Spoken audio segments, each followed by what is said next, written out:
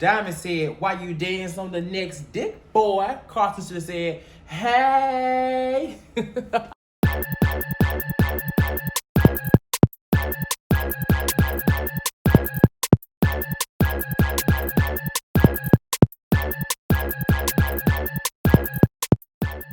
What's up, y'all? It's me again, and it's time to lean in. We are back with Love is Blind, Part 2. So, thus far, the couples have met each other, they've gone on a trip together, and starting in episode 6 and 5, they are moving in with one another. Now, this is interesting because this is the first time that they're living with each other, and the show is really testing to see how outside and external sources affect their relationship to truly answer the question as if love is blind. One thing that I like a lot about this show is that they are keeping the couples well acquainted with one another. You know, they all came in this experience together. And because of that, they're keeping the couples together. They put them in the same complex. They went dress and suit shopping together. And I just think that, you know, even like with the bachelor party and the bachelorette party, like they're keeping them together. And I think that's important because they're all going through the same thing and they can kind of uplift each other. Now, that's not really the case. They're not really, you know, they interact with one another. They have a great relationship, minus one couple. But for the most part, they're staying in this together. They're staying positive. And so they don't have those external voices saying, "Are you crazy?" Because they're all crazy. They're all in the same situation. And that's what I like the most. I want to start with Mark and Jessica this week because their story was a little bit more interesting. We know Jessica is a mess. They call her Messica. Mark is obviously 24. He has roommates. You know, he's 10 years younger than her. You know, Jessica has, she's older. She has a lot more going for herself. Not the most mature, but she's still there. Now, Mark really likes Jessica. I really hate that he is having to, you know, prove and fight for Jessica because it just shouldn't be that way. You know, she chose this man, and then you have Jessica over here having second thoughts about the relationship because she's physically attracted to Barnett. It's just not a good look for Jessica. I really love when he set up the dinner, you know, as like a remake of The Pod where he made dinner and the rose petals everywhere. He was in one room, she was in the other. I like that. I thought it was very thoughtful. And I think what he was trying to do was take it back to the way that they met, that feeling that they originally had for each other in the pods and the experiment of the first few episodes. And it looks like it worked. You know, Jessica, although drunk, she was, you know, opening up, sharing her story, and I kind of felt for her. She's not so bad. She's just a drunk. And when she drinks, Lord have mercy. I mean, we see a lot of what happens when she gets drunk. He really likes her, and I think she likes him. I don't like that she's not wearing that ring. When she went and saw her friends and she was like, "He gave me this." She took it out, put it on the table. That's crazy. Girl, put that ring back on. Like, she's disrespectful at this point. I know she said she didn't want to wear it to the family because she wasn't sure. To me, I just feel so bad for Mark because he really wants love. He's young, and, you know, there's nothing wrong with that. He says he really knows what he wants, and that's fine. But I don't think what he wants and what he needs is Jessica.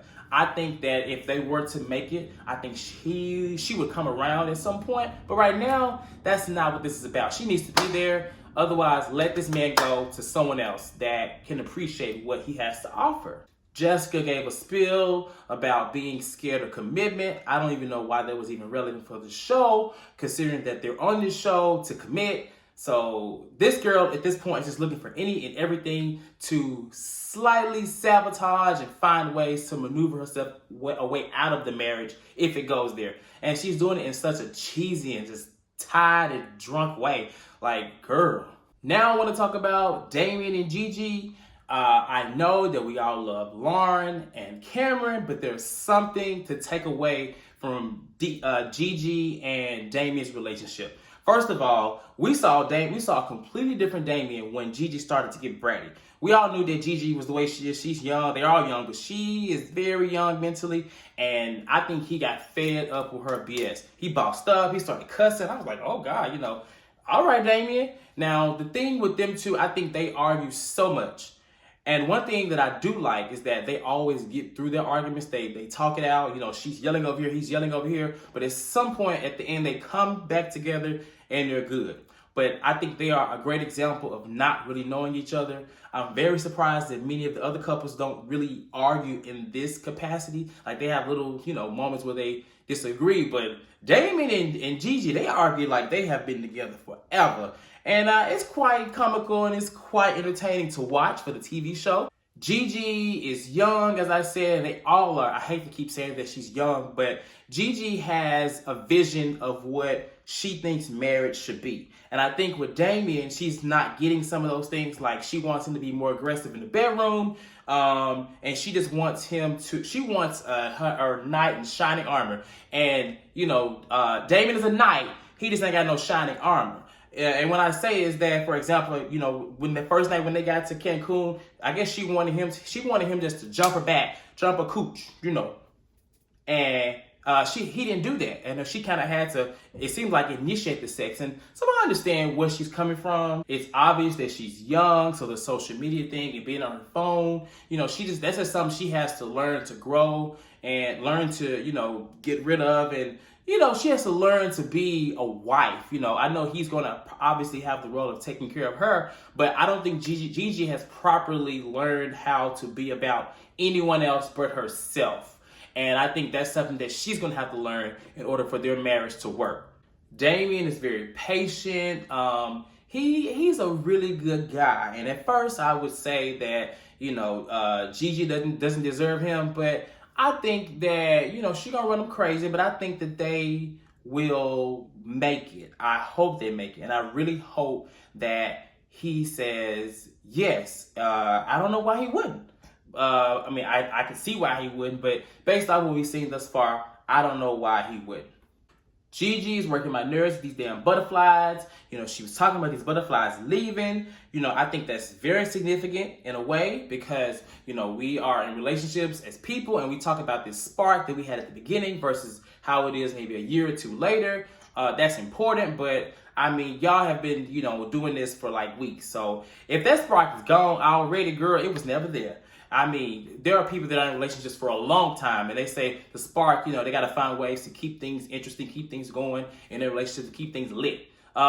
Gigi, this is an experiment. If that spark or them butterflies is gone, honey, they ain't flying back no time soon. You need to either do you want to be with Damien or you don't, period. I want to talk about the favorites. Of course, America's favorites are Cameron and Lauren. I haven't seen anyone say that they don't love Cameron and Lauren.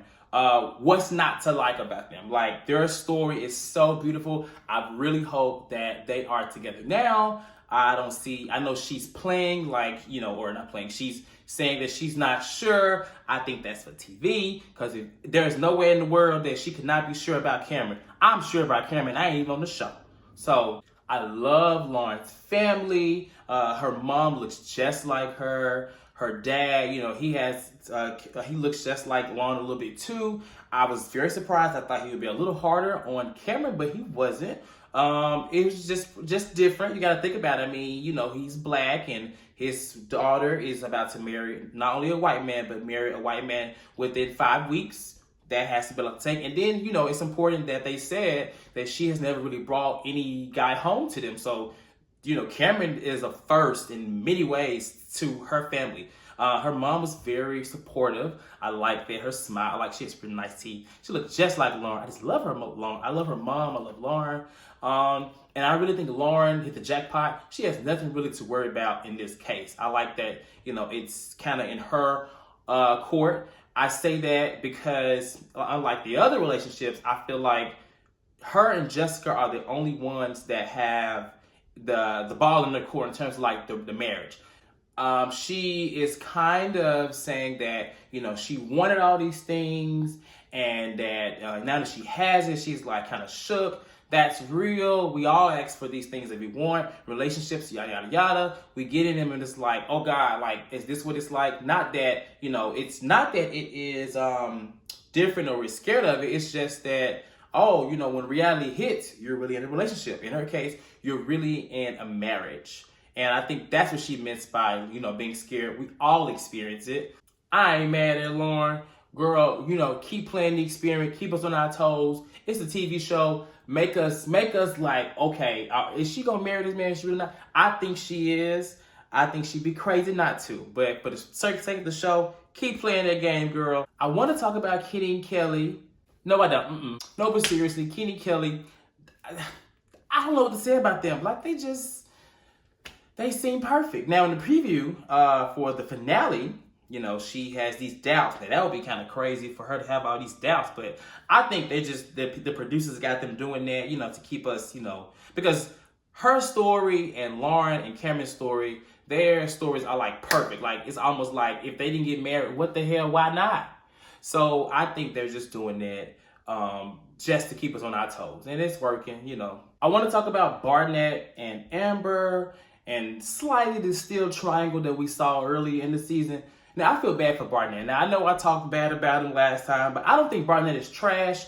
I think Barnett just doesn't, you know, like the rest of these people. They don't know what they want. They're in a situation. There's a lot of confusion. Why I say that is because he has Amber, who is not equally yoked. I think he sees that she really may not be the best person for him. His family kind of sees that she's not the best person for him, and that's eating him up alive. I think that his family weighs heavy on his decisions. And in this case, you know, I think his family may be in his ear saying, we don't know about her. On the other end, he has Jessica, who he constantly tells that he's happy, but it doesn't really reflect over here with Amber. You know, Jessica is a mess. We know she's a mess, she's drunk. But, you know, he's constantly saying, I'm happy. I think he just don't like Jessica, but I definitely don't think he's happy. And definitely not with Amber. He portrays and he appears to be, but I just don't think he is. Amber, she's interesting. You know, I knew she was a regular smuggler girl. I didn't know she was broke with bad credit and stuff like that. Like, I mean, I just feel like maybe this should have been brought up in the pods. You know, people talking about Carlton and his secrets, but this is a big secret, girl. You're unemployed. You don't have much going for yourself, and you want to be a housewife. Like, you bring nothing to the table other than looks and sex. You are, how old is she? 25, mid-20s, 27, how old she is. She wants all of these things, and what is she offering? Like, I don't know. I feel bad for Barnett. Barnett really has the shortest stick of them all because he got Amber. And I think he's probably thinking like, well, damn, maybe I should have chose LC. Because he definitely should have chose Jessica, and he definitely should have chose Amber. LC could have not. We don't know if LC could have been the best fit for him anyway, but compared to what he had or got, that ain't it. So the last thing were the bachelor parties. At first I thought they weren't going to allow, you know, the brides and the groom's friends to attend these bachelor and bachelorette parties, but they did. So I was glad to see that. You know, the conversations with the guys was interesting. I think that Damien's friend said that, you know, he wasn't the most relationship-oriented person, but now he seems different. I'm starting to think that Damien's a little different than what we think. And then Cameron apparently has dated, you know, many girls like Lauren. I think the friend said that, you know, Lauren was like classy or something like that, elegant. So I'm curious to know why these relationships didn't work out because, you know, what we see, Cameron is a really great guy. But we'll never know why. He's now with Lauren. He seems happy. So we're hoping for that.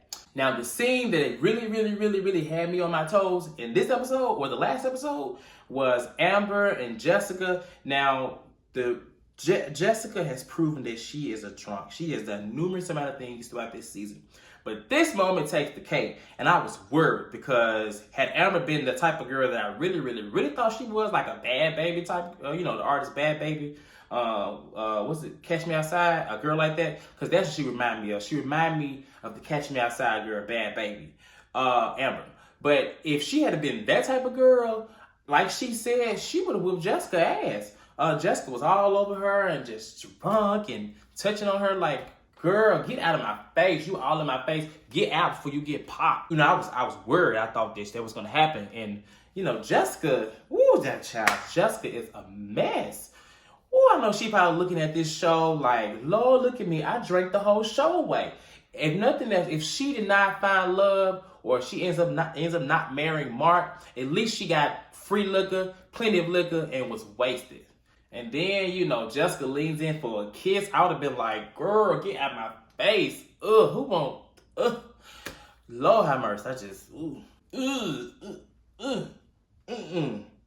Make sure y'all catch the finale. I'll be back with that and the newly announced reunion. Until then, let me lean out, subscribe, like, comment. Peace.